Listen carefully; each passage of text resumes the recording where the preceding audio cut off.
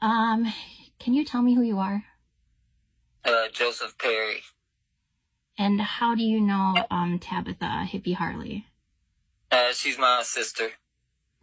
And she's your full sister? Yeah, same mom, same dad.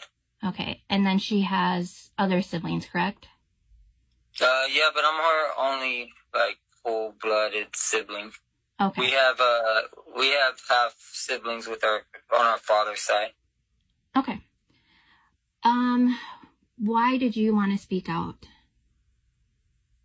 I just want like people to stop getting manipulated and learn the truth about situations so that if she can get help, if she can actually get it, and because I feel like she's benefiting in a negative way from people giving her money, and she needs to actually take responsibility for the things she's doing so she can properly get the help she needs rather than just getting money for things. So the first thing I want to talk about is she is, she's saying that she's autistic, and you don't know too much about that, do you?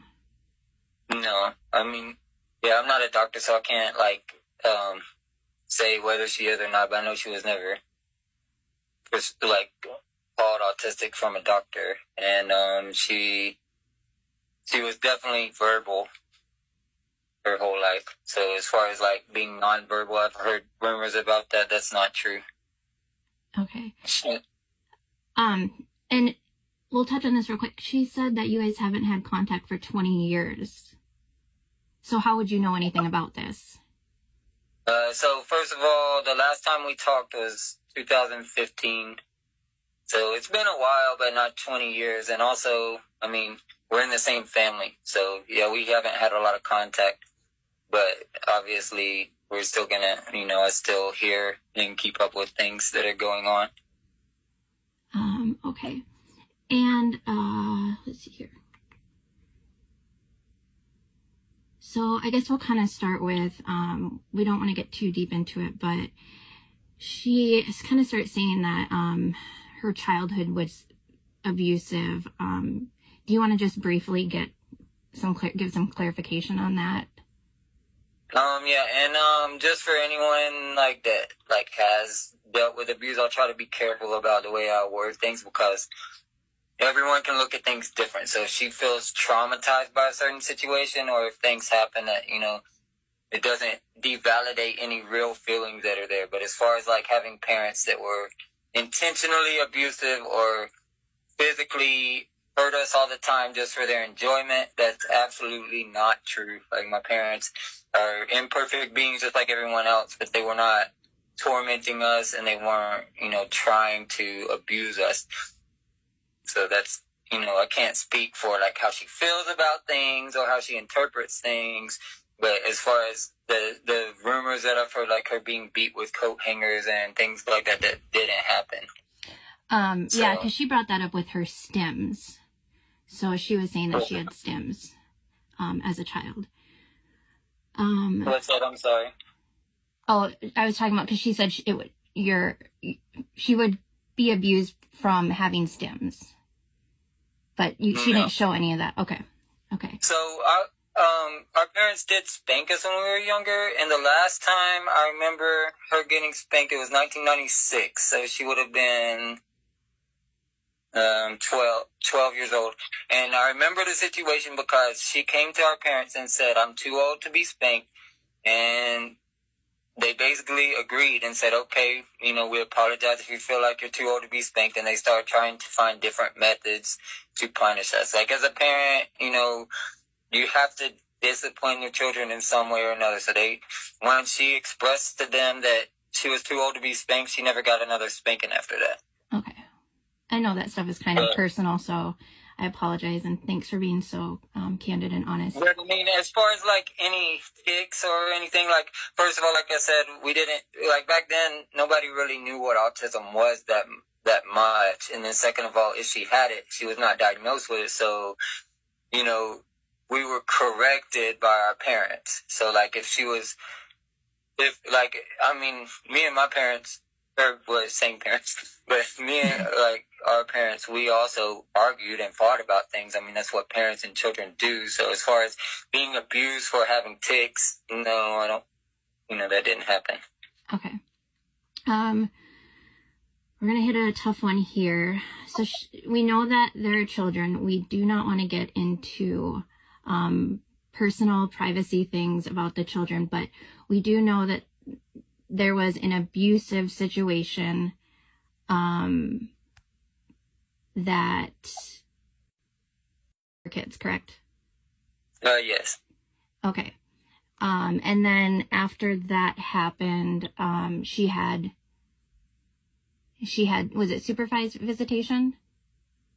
Yeah, so she was able to go up to where the DHR center is and meet with them in the building. And I believe she went one time from what I was told.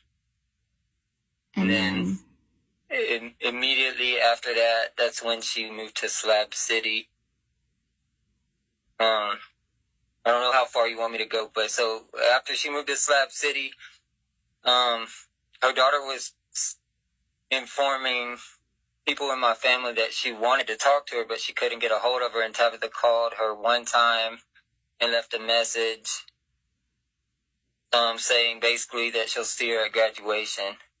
And that was, as far as I know, that's the only contact that she's had. But you and other people have told me that she's came in on her lives, but I don't know. Yeah, I haven't seen that personally, but yeah, that's between them, and she's old enough she can kind of. But the part that I wanted to clear up in that area though is that I've heard her say that she wanted to have contact with her kids. I can't speak from how she actually feels or anything, but I do know that there have been opportunities that she hasn't taken. So okay, I know that she's had the opportunities and not used them. Okay. So and I don't know if it's shame or regret or whatever. I can't speak on it, but I just know that they've been there. No, I appreciate that she's had the chances. As far as we have to talk about the ex-husband and custody and that kind of whole thing, as far as she was getting, when she had the kids, she was getting help from her ex-husband, correct? Yes. Okay. And then they went to court because, can you kind of explain that again about why your mom did testify in court? Okay, so it was 2012. At the time, Tabitha had custody where she had them, I think, like the majority of the time, then he had them on the weekends. And at the time, he paid child support, he paid her rent, he paid her car note, paid her cell phone bill. And there was an incident that I wasn't there for, so I can't exactly tell you what happened, but from the way she explained it to me, they were fighting. And she pulled the keys out of the car. She said that he hit her. And so she was going to court to try and remove any custody from him at all to where he couldn't see him. And like I said, no one was involved in this situation, but we told her, hey, if this really did happen and you feel that, then that's a charge that you take against him. If you feel that the kids are unsafe with him, then you call the police. But we didn't feel it was right for her to not let the children see him, because from what she had always said and what we had always seen, he was a good father for the kids. He was supportive. And I was basically, that was a situation where we pretty much stopped talking after that. So we talked one more time in 2015, but during that situation, I told her that, you're going to lose everything that you have. And if you don't want to see Justin, you can set up meetings where you swap kids at the police station and you don't have to see him. But, I think that you should get it straightened out before things get too bad. Don't want to go over exactly what I said, but basically that's what, how the situation happened. And then they went to court. My mom went to court to testify for Justin. And after that, that's when Tabitha started a rumor saying that Justin and my mom had slept together, which is absolutely not true. Okay.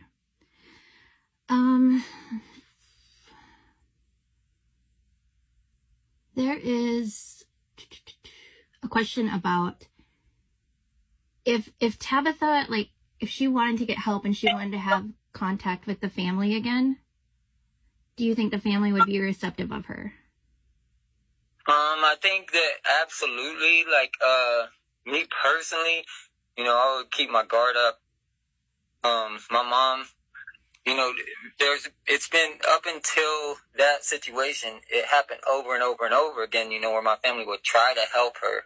And if she reached out and she was actually trying to better herself and like, I mean, to, just acknowledge that, hey, the things I said weren't true and kind of try to start over, absolutely, they would welcome her with open arms. But, Yeah. Okay. I don't think I have any more questions, but I don't know if there's anything else you want to touch on or say if she sees this.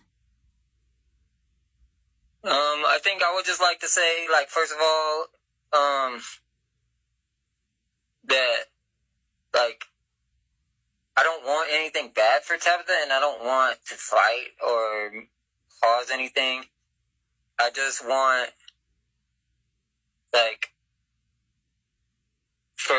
to not be rewarded for any manipulation that's going on. And, like, if we just cut out, like, any lying or any manipulating that's involved in this situation, or any of the situations that have came up with her, and we can get to, hey, what can actually help? I think there's a lot of people, including people on the internet, her family, that would be willing to talk to her. They would be willing to talk to her and willing to help her. I don't want anything bad. I just want the bad things that have been caused to stop, and I want, like, future victims and future people that might come across the path of Tabitha to be careful, and unless she decides to make better choices and stop doing things for manipulative reasons, then be careful. Yeah, I think we all care about her, and I don't think there are any of us that wish ill will on her. It's just really, really hard to see this. So sorry, I'm kind of getting choked up a little bit. Do you love her? Me, I don't know. Probably not. I know my mom does, and I know a lot of people in our family do. I know that she put me through a lot of hard times, and I love her for the fact that she's my sister, and I want the best for her, and I want to do anything possible to help her children if they ever need me. I wish that I was more of a part of their life. But I know my mom would like, for it to be known that she loves her, and that if that she wants her to get help, and that if she can make a better life for herself in a legitimate way, that we would all be happy about that. Yeah, I'm sorry. I know that's a tough question. Oh no, you're fine. And listen, I know, to anyone listening, or even to myself, I know it may sound cold if I say I don't love her, but it's like I've tried and I would like to, but it's like we have a very rocky past where I feel like I've put in a lot of attempts to be there, and nothing was ever right because it wasn't how she wanted things done. And I feel like it's hard to love someone that only wants to manipulate a situation. If she could be loved, I would love to love her. And if she would allow that to happen, I would love her. But I feel like she doesn't want love. That's just my personal feeling. Maybe I'm wrong, and maybe, Joe, let's just touch on that. Let's touch on that real quick. If it comes back that she is saying that you're saying all this stuff, I don't know, to get back at her, or because you don't care about her, what would your response be? I mean, I haven't talked to her or done anything to her or about her, in a long time. So, like, it doesn't make any sense. I don't know why I would do that. Like, I've heard that I do it for clout, but I don't want, like, please don't follow me. Like, I don't want clout. Like, I don't want to attack her. I don't want to hurt her. I don't want to gain anything. I don't want anything. I just want for the manipulation and the lies to stop. And if that stops, then I don't care. Like, I mean, Sure. if she is successful on the internet or in any other part of her life from legitimate pathways, then that's great. And I won't interfere with that. You know, the only reason I'm saying anything is because I've seen what she's done before firsthand, and I don't want it to hurt other people. I mean, you don't have to, you know, if anyone that sees or hears or whatever doesn't want to believe that, you don't have to. That's just, it's the truth. Right. So. Okay, well, thank you so much for this. And I know a lot of people have kind of feel scammed and have been kind of taken for money or blocked or, you know, all this stuff. Really, really will appreciate this. So thank you so much, Joe. Well, and to all of you people that's happened to, just know that it probably only happened to you because you're a good person. You want to help someone. So I hope that it doesn't make you like bitter or not want to help everyone. Just understand that, you know, there are people that can't be helped or don't want to be helped or only want to use your help for things that aren't good. So, you know, don't feel bad and continue to be good people. And I'm sorry that that happened to you. Okay. Thanks, Joe. All right. Thank you. And Tabitha Arnold, I'm her brother. And so there's been a lot of her saying that I'm not her brother. I think I've proven it to people, you know, time and time again. I can show you at the end. I'm going to try. I don't know a lot about editing TikTok videos, but I'm going to try to add in some proof just for anyone that wants to know. But I wanted to clear up some things that, you know, basically, so she's said a lot of times that I haven't reached out to her. Well, the thing is, before this all even started, she already had me blocked on TikTok, so I couldn't go to her account. Even if I wanted to reach out to her, she wouldn't respond to me. But if I did, the last time I tried to reach out to her was before she was going to court, and I tried to tell her to make better choices. She told me she didn't want to talk to me anymore. And the next time she talked to me was just when I was going through a divorce so that she could say mean things about me. So only contact I've had with her was 2012 when I talked to her about court, 2015 when I talked to her when I was going through the divorce. So anyways, I just wanted to kind of go over the fact that, you know, first of all, I am her brother, and like, with all due respect, I wouldn't make that up. And second of all, like, so I want to make it very clear that there's allegations that she's saying that my parents were abusive to her. She said some very inappropriate things about my father. He's our stepfather. He raised us, that he did some inappropriate things to her, and those are untrue statements. What happened in those situations is with my mom, she was going to court to testify for Tabitha's ex-husband because she wanted to make sure that the kids were safe. And so after that happened, Tabitha started telling everyone that they were sleeping together.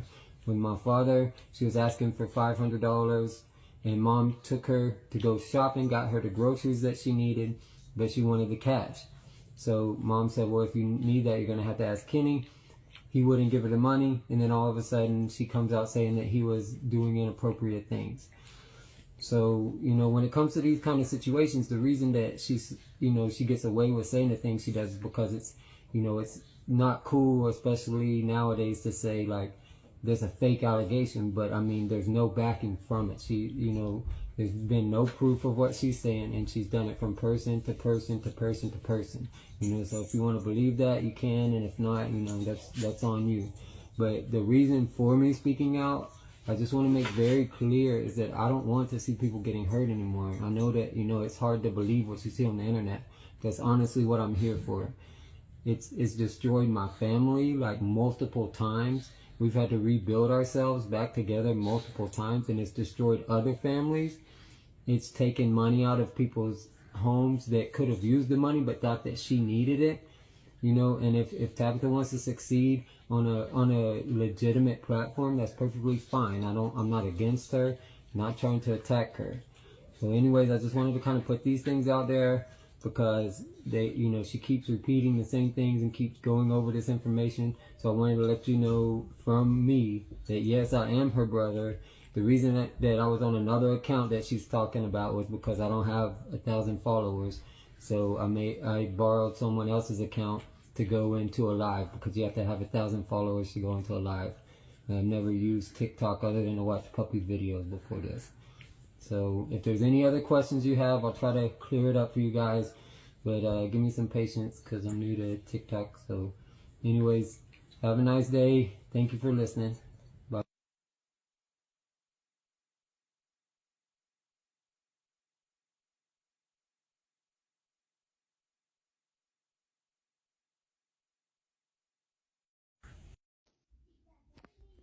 Hey, so this is kind of a long answer, so I'll answer it on here. It says, when she was homeless, why didn't you reach out to her? So the last time I reached out to her was right before they went to court. Her and her ex-husband went to court in 2012. In 2012, they had already had established custody at the time, and the way it was working at the time was he paid child support, he paid her car note, he paid her house note, he paid her cell phone bill. It was probably, I don't know an exact number, but it was probably around $3,000-4,000 a month that he paid for her, and then anything that she would have asked for, he was pretty much taken care of. Well, something had happened between them two, not anything to do with the kids, but between them two, there was a situation where she was upset with him, and she was gonna try not to get, or try to take visitation and custody and everything away from him, and because at the time they had 50-50 custody. So I had sent her a message, and I'll show you the message that I sent, and I was basically warning her, that, hey, if you go to court, you're gonna lose what you have right now, which is what ended up happening. After that, all the things went away. I'm not sure if he was still paying child support, but then she didn't have any of this. And that's pretty much what I was trying to say to her, was that, hey, because with the situation with them, if she had a problem with him, the right thing to do is, if it's something that you're afraid of being around him, you can take him, you can drop the kids off at the courthouse, you can set up a meeting place. But as far as with the children, like, there had never been anything expressed that he had done to the children, or any reason to believe, that he was a danger to them. So after that, the only other time that we talked was 2015. I was going through a divorce, and I'll add that message also. She was basically telling me that the way I supported her, she understands why I'm getting divorced. So, and that's the only times that we had reached out. So, anyone that knows me knows that I don't give up on people. I've put up with a lot of things. So the fact that I did walk away from her was, number one, for my sanity, and number two, for the safety of my children and myself. I mean, without going too deep into things, she can be dangerous. Like, I try not to go into too many details as far as stuff like that, but it was, growing up with Tabitha, and a lot of the things that she's done to me and my family, they're traumatic. And so when she's saying people bully her and people do this stuff, she's been the one that, has done the bullying. But I tried to learn from those experiences, and I don't think it will do, any good to kind of go through each individual thing. But those things did happen, and there's a lot that. So as far as when I finally said, hey, I'm going to leave her alone, I left her alone. And when in 2020 or 2021, it was sometime around there, I don't know the exact time, but that's when she took off to Slab City, and she left to be homeless after her child reached out to a counselor saying that he was unsafe at home. He got taken out of the house, and then after that, she was able to still see them, but she decided on her own to become homeless in Slab City. So she still had opportunities there and things like that. So at that point, it's kind of like, if she wants to reach out, she could reach out. But as far as me reaching out to her, I didn't have her phone number. She had me blocked on any form of social media. And our way of thinking in the family was to take care of the children.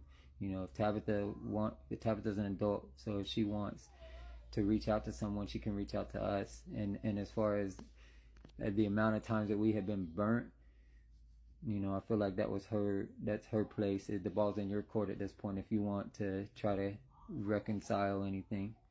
But I hope that clears it up. And if not, if you got any more questions, I'm open to it. And thank you for asking. I'll add the messages after this. But thank you and have a nice day.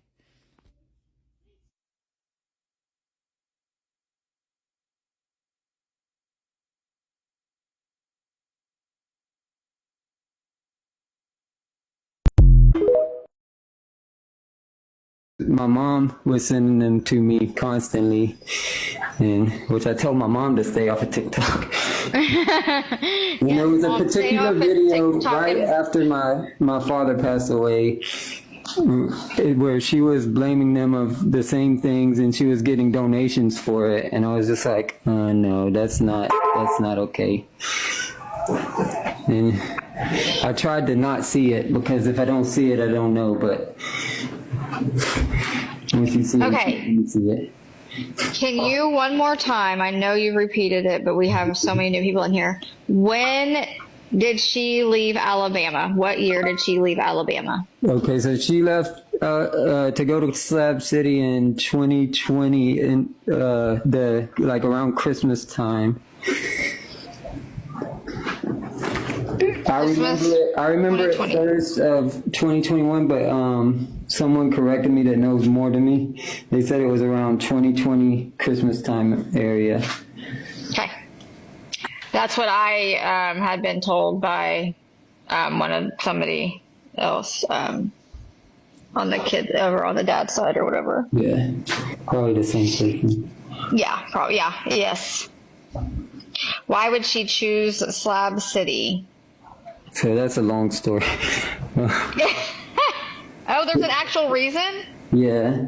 Well, she's always wanted to be an actor she's always wanted to be an actress, right? And Slab City is like the last free place on earth where there's no rules, which sounds perfect for Tabitha. And it's in California. So it's where actors go. Right, yeah. She just wanted to make it on the big screen like Marilyn did. I apologize, but I know that a lot of people want to know, but I don't talk about alcohol or drugs, because my parents were recovering addicts. They stopped doing drugs and alcohol before we were born, but something they would always tell me is that only an addict can call himself an addict, and only they should tell their story about that. So I don't answer drug and alcohol questions. I understand it would help, but the only thing I can say is just you can pay attention to things yourself and pick up on what you can use as common sense when it comes to those kind of questions.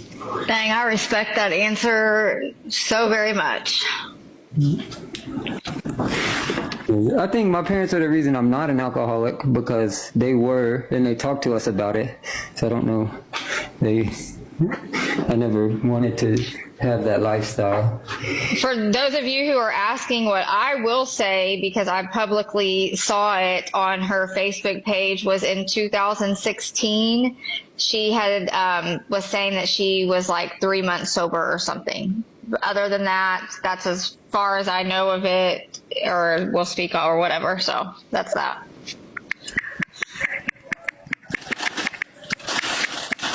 Joe is very genuine. And if you guys I haven't talked to Joe personally. We haven't talked off of the app or anything, but I pay attention, I pay attention to people. And since Joe's very first time in a live, which he was in a box with myself, he has not wavered. He's always been genuine. He's always answered with his heart. He's been answered truthfully. It's just a sad situation. I genuinely hurt for you guys.